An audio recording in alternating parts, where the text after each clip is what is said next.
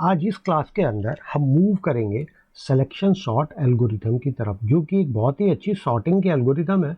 हमारे को सॉर्टिंग की ज़रूरत काफ़ी जगह पड़ती है। हमारे को कोई भी डाटा है, हमारे को डाटा सॉर्टिंग वे में चाहिए, या तो इंक्रीजिंग ऑर्डर में या फिर डिक्रीजिंग ऑर्डर में।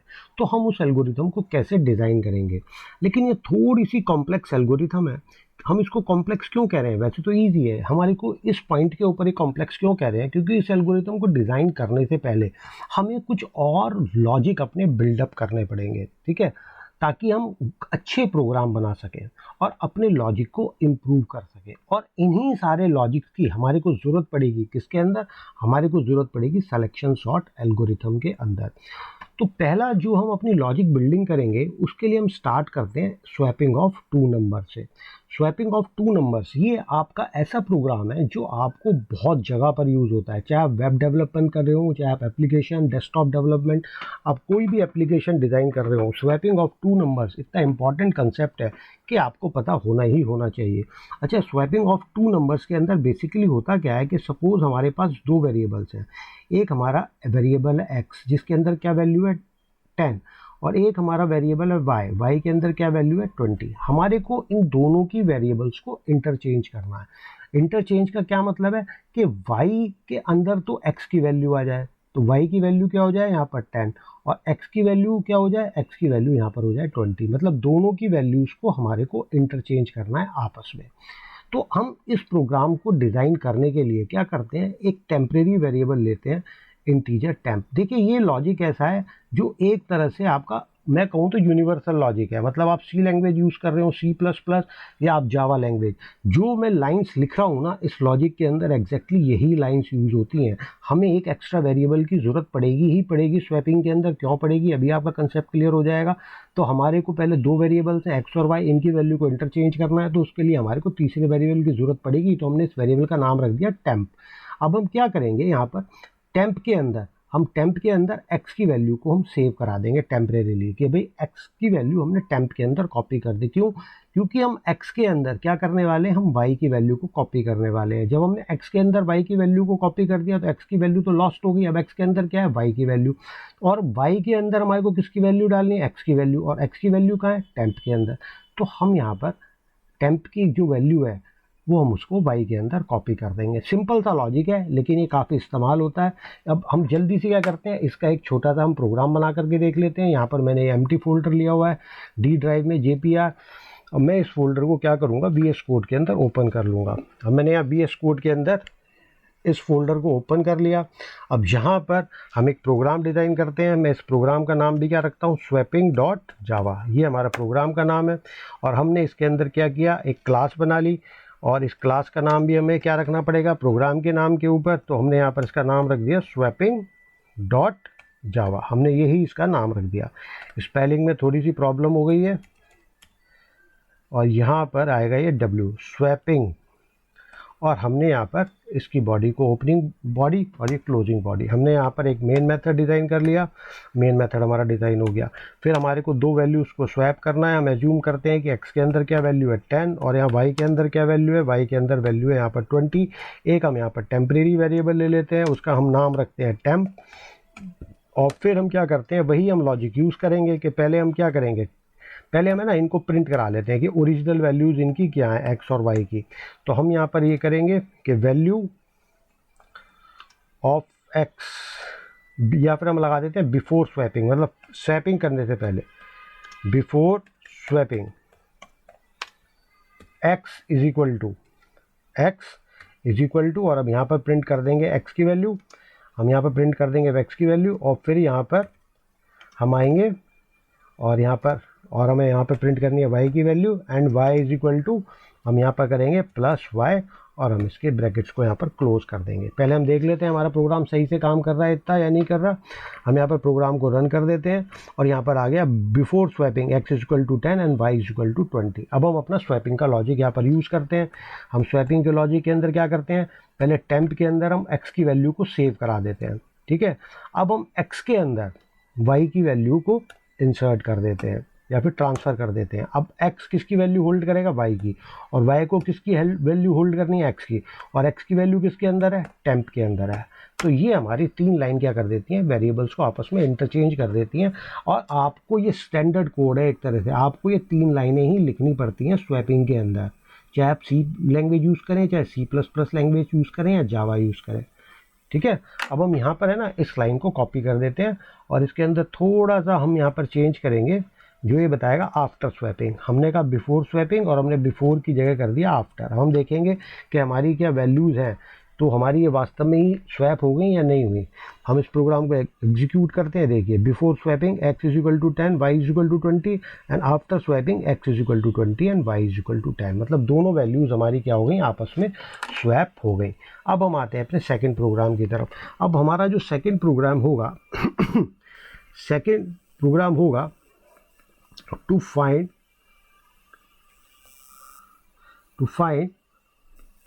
The smallest value, to find the smallest value from the given array। मतलब आपको एक एरे पहले से ही गिवन होगा, आपको क्या करना है, उस एरे के अंदर से आपको स्मॉलेस्ट वैल्यू को फाइंड आउट करना है। जैसे हमारे को यहाँ पर कोई भी एक एरे गिवन है, हम किसी भी एरे का यहाँ पर एग्जांपल ले लेते हैं, और यहाँ पर हमारी वैल्यू गिवन है 20 या -1, यहाँ पर 6, यहाँ पर 8, यहाँ पर 24, यहाँ पर -3, यहाँ पर हमारा वो 8 गिवन है दोबारा, यहाँ पर हमारा 10 गिवन है। ठीक है, हमारा कोई भी एरे, सपोज इस ऐसे एरे को आप x करके डिनोट कर लीजिए। तो हमारे को ये देखना है कि इस एरे के अंदर सबसे छोटी वैल्यू कौन सी है। अगर आप ये देख करके बताएं तो एरे के अंदर आपको दिख रहा है कि सबसे छोटी वैल्यू क्या है, -3, वो तो हम ऐसे देख करके ही पता लगा सकते हैं। लेकिन हमारा एरे अगर 1 लाख एलिमेंट्स का हो, ठीक है ना, या फिर एरे हमारा 10 लाख एलिमेंट्स का हो, ठीक है ना, तब आप देख करके मैन्युअली इसको नहीं बता सकते कि आपकी मिनिमम वैल्यू क्या है इसके अंदर, एरे के अंदर। तब आपको कोई लॉजिक बिल्डिंग करनी पड़ेगी, आपको एक प्रोग्राम लिखना ही लिखना पड़ेगा। और आज की डेट में हमारे पास डाटा क्या होता है, लैक्स और मिलियंस और बिलियंस के अंदर हमारा डाटा होता है। तो हमारे को कई बार ज़रूरत पड़ती है कि हमारे को स्मॉलेस्ट वैल्यू या फिर लार्जेस्ट वैल्यू हमारे को फाइंड आउट करनी ही करनी होती है। तो हम वो स्मॉलेस्ट वैल्यू को कैसे फाइंड आउट करते हैं उसका देखिए, पहले हम लॉजिक डिस्कस करते हैं, उसके बाद है ना हम इसका प्रोग्राम डिस्कस करेंगे। देखिए, इसका लॉजिक भी एकदम स्टैंडर्ड लॉजिक है, और हम हमेशा किसी भी प्रोग्रामिंग लैंग्वेज ले लो कोई भी, हम हमेशा यही लॉजिक यूज़ करते हैं। अब हमारा लॉजिक देखो क्या होता है, सिंपल है। हम है ना पहले एज्यूम कर लेते हैं, हम पहले क्या कर लेते हैं, एज्यूम करते हैं। ये हमारी एजम्पशन है। हम क्या एजम्पशन करते हैं, जो पहली वैल्यू है एरे के अंदर वो कौन सी है, वो ही स्मॉलेस्ट वैल्यू है। वो कौन सी वैल्यू है, स्मॉलेस्ट या फिर मिनिमम वैल्यू है, स्मॉलेस्ट या फिर ये हमें एज्यूम कर लेंगे कि ये वैल्यू स्मॉलेस्ट है। अब हम बाकी के एरे को ट्रेवल करना शुरू करते हैं। तो हम एरे को कहाँ से ट्रेवल करना शुरू करते हैं, इंडेक्स नंबर 1 से, क्योंकि ये कौन सा है, 0th इंडेक्स। 0 इंडेक्स की तो हमने वैल्यू मान ली कि सबसे छोटी वैल्यू है, यही स्मॉलेस्ट वैल्यू है। तो हमें अब यहाँ से लेकर के फर्स्ट इंडेक्स से लेकर के लास्ट इंडेक्स तक, ये आपका कौन सा है, लास्ट इंडेक्स, लास्ट इंडेक्स तक आपको जाना है और आपको कंपेयर करना है। अब देखो कंपेयर कैसे करोगे, क्या ये वैल्यू 20 से छोटी है, हाँ ये वैल्यू 20 से छोटी है, तो अब हम इसको मान लेंगे कि यही हमारी स्मॉलेस्ट वैल्यू है या यही हमारी मिनिमम वैल्यू है। अब क्या है, 6 -1 से भी छोटा है, क्योंकि हमारी करंट वैल्यू जो स्मॉलेस्ट है वो कौन सी है हमारी, अब करंट वैल्यू स्मॉलेस्ट -1। क्या 6 -1 से छोटा है, नहीं। फिर हम आगे चलेंगे, क्या 8 -1 से छोटा है, नहीं। क्या 24 -1 से छोटा है, नहीं। क्या -3 -1 से छोटा है, हाँ -3 -1 से छोटा है। तो हमारी सबसे छोटी वैल्यू है, फिर मिनिमम वैल्यू हमारी क्या हो गई, हमारी मिनिमम वैल्यू होगी -3। क्या हमारा 8 -3 से छोटा है, नहीं। क्या हमारा 10 -3 से छोटा है, नहीं। तो हमारा ये यहाँ पर क्या हो गया, लूप टर्मिनेट हो जाएगा, क्योंकि हम इस काम को करेंगे फॉर लूप के अंदर। लूप टर्मिनेट हो गया मतलब एक तरह से हमारे एरे का लास्ट इंडेक्स तक हम चलेंगे। लास्ट इंडेक्स के बाद तो एरे के अंदर कुछ बचता नहीं, हमने सारी वैल्यूज को कंपेयर कर दिया। और हम देखेंगे अब हमारी करंट स्मॉलेस्ट वैल्यू क्या है, तो हम देखेंगे करंट स्मॉलेस्ट वैल्यू जो मिनिमम है, मिनिमम के अंदर हमारा क्या है, -3। तो हम ये -3 की वैल्यू यूज़र को डिस्प्ले करा देंगे। तो इसको हम जल्दी से इसका हम एक प्रोग्राम बना करके देख लेते हैं। और प्रोग्राम के अंदर जो है हम इसका प्रोग्राम के अंदर हम इसको नाम दे देते हैं स्मॉलेस्ट डॉट जावा। और हम इसके अंदर एज्यूम करेंगे कि हमारे को कोई भी एरे यहाँ पर गिवन है। पहले हम इसके अंदर मेन फंक्शन डिज़ाइन कर लेते हैं। हमने यहाँ पर एक मेन फंक्शन डिज़ाइन किया। मेन के अंदर हम क्या एज्यूम करेंगे कि हमारे को इंटीजर x हमारे को कोई भी एरे यहाँ पर गिवन है। देखो आपका ये दूसरा तरीका हो गया एरे को इनिशियलाइज़ करने का। हमने बहुत सारे तरीके पढ़े हैं एरे को इनिशियलाइज़ करने के लिए, ठीक है ना। और यहाँ पर ये आपका हो गया दूसरा तरीका। यहाँ पर वैल्यू हो गई -4, यहाँ पर आपने वैल्यू ले ली 0 सपोज, यहाँ पे आपने ले ली वैल्यू 10, यहाँ पर आपने वैल्यू ले ली 200। इस तरह से आपने वैल्यूज़ ले ली, रैंडमली हमने कोई भी वैल्यू यहाँ पर पिक कर ली, ठीक है। अब हमारे को क्या एज्यूम करना है, हमारे को ये एज्यूम करना है कि हमने एक इंटीजर ले लिया। इंटीजर का नाम हमने क्या रखा है, स्मॉल है, जिसके अंदर हम सबसे छोटी वैल्यू को सेव कराएंगे।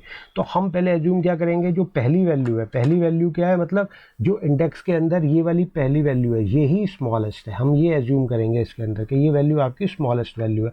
तो हमने इसके अंदर क्या आंसर कर दिया कि स्मॉलेस्ट वैल्यू कौन सी है, जो आपकी 0th इंडेक्स के अंदर है वही वैल्यू आपकी स्मॉलेस्ट वैल्यू है। अब हम यहाँ पर एक फॉर लूप आइटरेट करेंगे। फॉर लूप हम कहाँ से आइटरेट करेंगे, अब हम फॉर लूप आइटरेट करेंगे फर्स्ट इंडेक्स से। फर्स्ट इंडेक्स से क्यों आइटरेट करेंगे, फर्स्ट इंडेक्स से हम इसलिए आइटरेट करेंगे क्योंकि हमने इसको तो एज्यूम कर लिया कि ये स्मॉलेस्ट है। अब हमारे को यहाँ से लेकर के लास्ट तक चलना है, मतलब कौन से इंडेक्स से, फर्स्ट इंडेक्स से लेकर के हमारे को लास्ट तक जाना है ढूंढते हुए, क्योंकि 0th इंडेक्स पे जो है उसको तो हमने मान लिया कि ये स्मॉलेस्ट है। तो हम पहले इंडेक्स से कहाँ तक चलेंगे, हम लास्ट तक चलेंगे। तो i इज़ लेस देन, हम क्या करेंगे यहाँ पर x dot length. Length property हमने लास्ट क्लास में डिस्कस करी थी, क्या करती है, एरे की लेंथ को ये रिटर्न करती है कि एरे की टोटल लेंथ कितनी है यहाँ पर, ठीक है।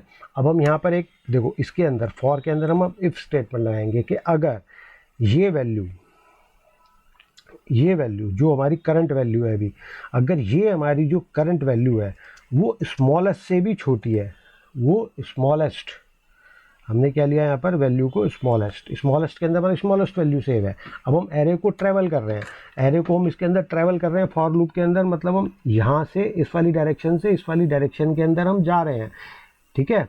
तो हम यहाँ पर कब कर रहे हैं कि अगर ये वैल्यू स्मॉलेस्ट से छोटी है, तो अगर ये वैल्यू मतलब यहाँ पर अगर xi मतलब जो फर्स्ट इंडेक्स पे है, क्योंकि जब हमारा लूप आइटरेट होगा तो i की वैल्यू क्या होगी 1, तो जो फर्स्ट इंडेक्स पे वैल्यू है अगर वो स्मॉलेस्ट मतलब जो 0th इंडेक्स पे वैल्यू है इससे छोटी है, तो वो क्या करे, स्मॉलेस्ट के अंदर ये वाली वैल्यू को सेव करा दे।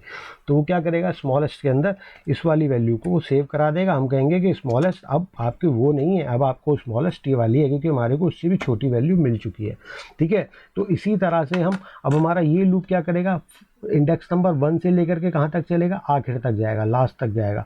और लास्ट तक जाते हुए वो सबको इफ कंडीशन के अंदर देखता रहेगा, क्या ये वैल्यू उससे छोटी है, क्या ये वैल्यू स्मॉलेस्ट से छोटी है, क्या ये वैल्यू स्मॉलेस्ट से छोटी है। अब यहाँ पर उसको स्मॉलेस्ट -1 से छोटी वैल्यू मिल गई, तो यहाँ पर क्या करेगा, स्मॉलेस्ट वेरिएबल के अंदर उस इंडेक्स की वैल्यू को सेव करा देगा। उस इंडेक्स मतलब अब हम इस वाले इंडेक्स के अंदर है, तो इस इंडेक्स पे जो वैल्यू है -3 है, वो किसके अंदर सेव करा देगा, स्मॉलेस्ट वेरिएबल के अंदर सेव करा देगा। हमारी स्मॉलेस्ट वेरिएबल के अंदर हमारी ये वैल्यू सेव हो गई। तो जब हम यहाँ पर एरे के बाहर आते हैं, हमारे पास स्मॉलेस्ट वेरिएबल के अंदर इस एरे के अंदर जो स्मॉलेस्ट वैल्यू है हमारी, वो हमारे को सेव हुई मिलती है। तो हम यहाँ पर लगाते हैं कि smallest value in array is equal to, और हम यहाँ पर इस वेरिएबल को प्रिंट करा देते हैं। कौन से वेरिएबल को प्रिंट करा देते हैं, हम यहाँ पर स्मॉलेस्ट वेरिएबल को प्रिंट करा देते हैं। अब ये देखिए हमारे एरे के अंदर स्मॉलेस्ट वैल्यू क्या है, -4। हम देखते हैं कि ये -4 प्रिंट करता है यहाँ पर, तो smallest value in array is -4। अब हम क्या करते हैं, -12 को स्मॉलेस्ट बना देते हैं, ठीक है ना। हमने -12 को स्मॉलेस्ट बना दिया। अब ये क्या कर रहा है, smallest value in array is -12। अब हम यहाँ पर क्या करते हैं, एक -14 ले लेते हैं। अब ये देखते हैं क्या ये सही हमारा प्रोग्राम रन कर रहा है, क्योंकि स्मॉलेस्ट वैल्यू कितनी आनी चाहिए, -14। अभी देखिए आपकी स्मॉलेस्ट वैल्यू आ रही है यहाँ पर -14, इस तरह से, ठीक है। अब इन सबको पढ़ने के बाद हमने ये 2 लॉजिक पढ़े हैं। अब एक बार हमें लॉजिक देखते हैं नेस्टेड लूप्स का, क्योंकि नेस्टेड लूप्स आप कोई भी सॉर्टिंग की एल्गोरिथम अगर लिखते हैं ना, जैसे हम सिलेक्शन सॉर्ट एल्गोरिथम यहाँ पर लिखेंगे, तो हमारे को नेस्टेड लूप्स की ज़रूरत पड़ेगी ही पड़ेगी। तो हमारा थर्ड टॉपिक क्या हो गया, थर्ड हमारा लॉजिक। हम बेसिकली आज की क्लास में लॉजिक बिल्डिंग कर रहे हैं, तो हमारा थर्ड टॉपिक क्या हो गया, नेस्टेड फॉर लूप्स। अब नेस्टेड फॉर लूप्स के अंदर क्या होगा, मतलब फॉर लूप के अंदर फॉर लूप, इसके अंदर भी बहुत ही इंटरेस्टिंग चीज़ें हैं और वो हमें नोटिस करनी चाहिए, तभी आपका फॉर लूप के अंदर एक लॉजिक बिल्डअप होगा। हम फॉर लूप को अभी अलग अलग तरीके से इसको ऑपरेट करके देखेंगे, ठीक है ना। फॉर लूप के अंदर मतलब हम एक तरह से पूरी की पूरी सर्जिकल स्ट्राइक करने वाले हैं इसके अंदर डिफरेंट पार्ट्स को। तो for loop, nested for loop का पहले तो आपका ये होता है, ये ओपनिंग बॉडी हो गई, इसकी क्लोजिंग बॉडी हो गई, और ये आउटर फॉर लूप की आपकी क्लोजिंग बॉडी हो गई। अब है ना, हम नेस्टेड फॉर लूप को एक बार प्रोग्रामिंग के अंदर ही समझते हैं।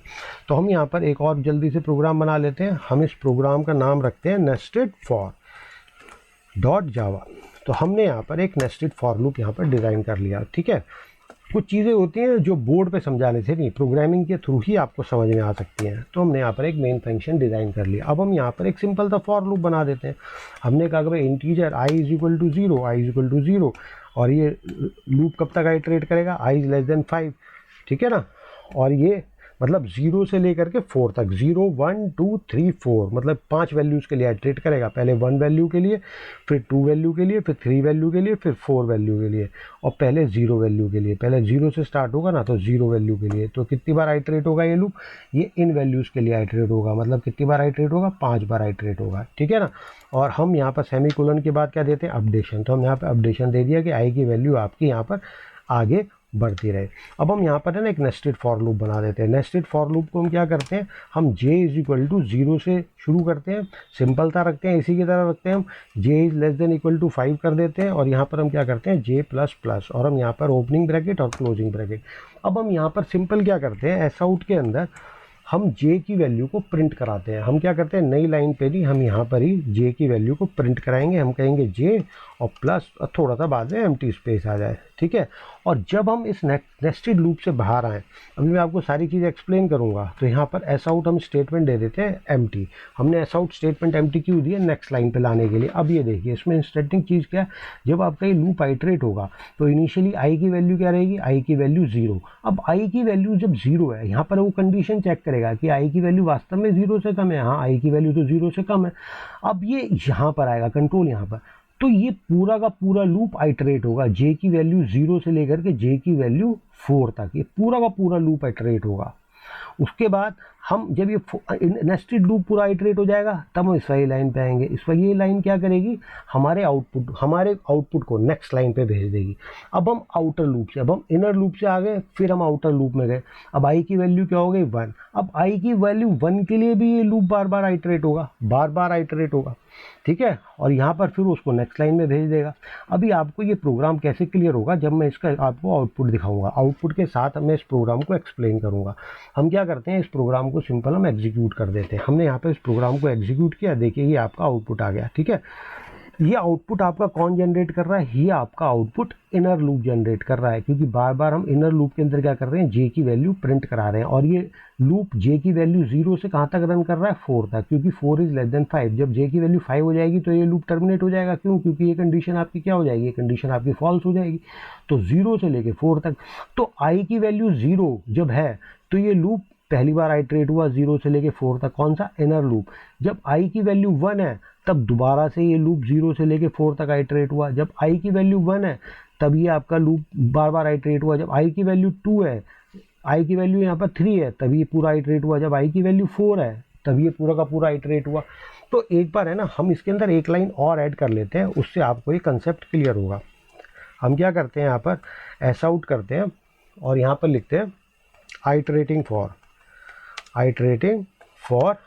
i इज इक्वल टू, और हम यहाँ पर i की वैल्यू को प्रिंट करा लेते हैं। मतलब नेस्टेड लूप i की हर वैल्यू के लिए पूरा पूरा आइटरेट होगा। तो हम इसको एक बार और रन कर देते हैं। अब ये देखिए, यहाँ पर जब i की वैल्यू 1 है तो आइटरेटिंग फॉर, ये आउटर लूप है। आप आउटर लूप मतलब आपका ये वाला लूप, आउटर लूप की जब i की वैल्यू 1 है तो इनर लूप आपका पूरा का पूरा चलेगा, 0 से लेके 4 तक पूरा का पूरा एग्जीक्यूट होगा। और जब i की वैल्यू 1, फिर ये पूरा आइटरेट होकर के हमारे आउटपुट को नेक्स्ट लाइन में ले आएगा। मतलब हमारा आउटपुट क्या आ गया, नेक्स्ट लाइन में आ गया, मतलब यहाँ पर आ गया, ठीक है। अब i की वैल्यू 1 हो गई, तो i की वैल्यू जब 1 है तब ये इनर लूप पूरा आइटरेट होगा। तो ये आउटपुट आपका आउटर लूप का है और ये आउटपुट आपका इनर लूप का है। तो हर i की वैल्यू के लिए आपका इनर लूप बार बार एग्जीक्यूट होगा। तो हर i की वैल्यू के लिए आपका इनर लूप बार बार एग्जीक्यूट होगा। तो आपका देखो इनर लूप कितनी बार एग्जीक्यूट हुआ, 1 2 3 4 5, और हर आइटरेशन में 5 बार, तो टोटल 25 टाइम्स ये लूप आइटरेट हुआ, टोटल मिला करके 5 बार हर बार। तो i की वैल्यू किसके लिए, i की वैल्यू अगर हमारी यहाँ पर 5 है, मतलब अगर हमारा आउटर लूप 5 बार एग्जीक्यूट होता है तो इनर लूप ये 25 बार एग्जीक्यूट हो रहा है यहाँ पर, ठीक है। और देखो इस बात को हम एक बार और अलग तरीके से समझ लेते हैं। अलग तरीके से हम कैसे समझ लेते हैं, जैसे प्रोग्रामिंग के अंदर ना कई बार हमारे को क्वेश्चन आते हैं कि आप है ना स्टार के पैटर्न्स यहाँ पर प्रिंट करो। जैसे यहाँ पर 1 स्टार है, यहाँ पर 2 स्टार है, यहाँ पर 3 स्टार है, यहाँ पर 4 स्टार है और यहाँ पर ये 5 स्टार है। आप इस तरह का पैटर्न प्रोग्रामिंग लैंग्वेजेस के अंदर प्रिंट करने के लिए आता है बहुत। ये बेसिकली पैटर्न बहुत इंपॉर्टेंट है, इससे है ना आपका नेस्टेड लूप्स का आइडिया आपको क्लियर आ जाता है। तो हमारे को केवल हमारा प्रोग्राम होगा write a program, Java program, so that in the output we get this with the help of nested for loop. मतलब नेस्टेड फॉर लूप की हेल्प से आपको करना है। अब ये देखिए, पहले हम क्या करते हैं, यहाँ पर हम ये लाइन को हम यहाँ पर हटा देते हैं, या फिर हम एक नया प्रोग्राम बनाते हैं और नए प्रोग्राम का हम यहाँ पर नाम लिखते हैं पैटर्न, क्योंकि हम यहाँ पर एक पैटर्न जनरेट करने वाले हैं। पैटर्न डॉट जावा, हमने ये प्रोग्राम बनाया पैटर्न डॉट जावा, और यहाँ पर नेस्टेड फॉर का हमने ये वाला पार्ट यहाँ से यहाँ तक हमने कॉपी कर लिया। और पैटर्न के अंदर हमने क्या किया, पहले हमने यहाँ पर मेन मेथड बनाया, मेन मेथड के अंदर हमने ये वाला पैटर्न कॉपी कर दिया। इस लाइन की हमारे को ज़रूरत नहीं है, अब हमने इस लाइन को यहाँ पर हटा दिया और ये हमारा फॉर लूप आ गया यहाँ पर, ठीक है। अब हमारे को पैटर्न प्रिंट करना है एस्ट्रिक वाला, तो हमने यहाँ पर इसकी जगह यहाँ पर हमने एस्ट्रिक लगा दिया, यहाँ पर ये हमारा एस्ट्रिक हो गया, ठीक है।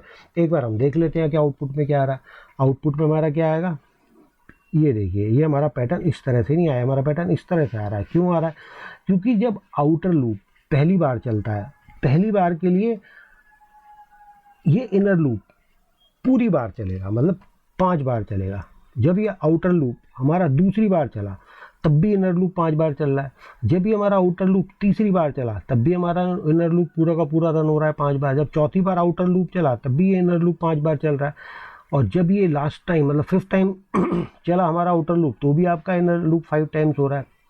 लेकिन हम क्या चाहते हैं, हम ये चाहते हैं इस पैटर्न को देख करके कि जब पहली बार आपका इनर लूप चले तो 1 बार चले, जब दूसरी बार आपका इनर लूप चले तो 2 बार चले, जब तीसरी बार आपका इनर लूप चले तो 3 बार चले, चौथी बार 4 बार, पांचवी बार 5 बार। मतलब हर बार पूरा पूरा ना चले, हर बार पूरा पूरा ना चले, वो इस तरह से अपने बिहेवियर को चेंज करता रहे, बार बार इस तरह से ना चले।